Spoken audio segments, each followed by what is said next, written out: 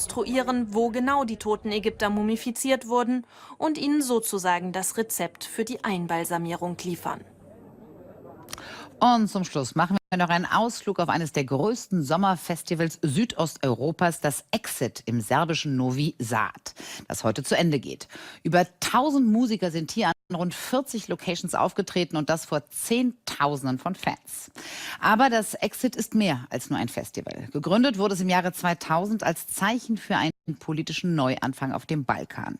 Nach den schrecklichen Kriegsjahren war es ein Ort der Hoffnung, entstanden aus einer Graswurzelbewegung heraus. Und dieser Geist der Gründer schwebt auch heute noch über dem Exit, wie diese Reportage von Oliviera Tornot zeigt. Marko Nastic ist einer der bekanntesten Techno-DJs des Landes. Er ist mit dem Festival groß geworden, legt heute weltweit auf und erinnert sich gerne an die Anfänge des Exits zurück. Es war ein politischer Protest aus der Zeit, der aus der Bewegung gegen Slobodan Milosevic wegen der Unstimmigkeiten in den Wahlergebnissen entstand. Und so begann alles. So begann diese Evolution, Jahr für Jahr. Und das Festival wurde größer und größer. Das Exit auf der Petrovaradina Festung in Novi Sad zieht mittlerweile junge Leute aus aller Welt an und hat maßgeblich dazu beigetragen, sowohl das Image der Region zu verbessern, als auch Kulturhauptstadt Europas 2021 zu werden. Die gesamte Region ist im Exit-Fieber und auch der Sänger der Band Minilinia sieht das Festival als Teil der Geschichte. Was ein großes Problem während der 90er Jahre und der Sanktionen war, ist, dass wir kaum Gelegenheit hatten, Konzerte von Bands aus dem Westen zu sehen.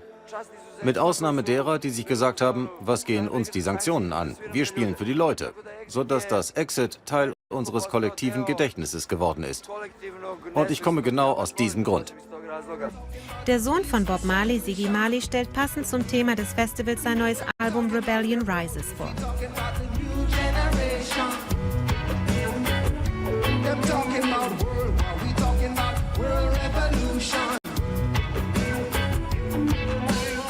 Für den Gründer Dusan Kovačević hat das Festival auch einen historischen Wert und erinnert an die Zeit nach dem Kosovo-Krieg.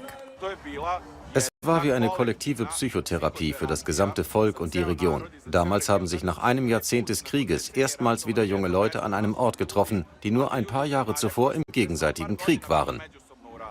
Daraus ist die bewusste Mission des Festivals entstanden, mit dem Exit daran erinnern, dass man mit Musik sehr wohl Brücken schlagen und politische Verhältnisse verändern kann.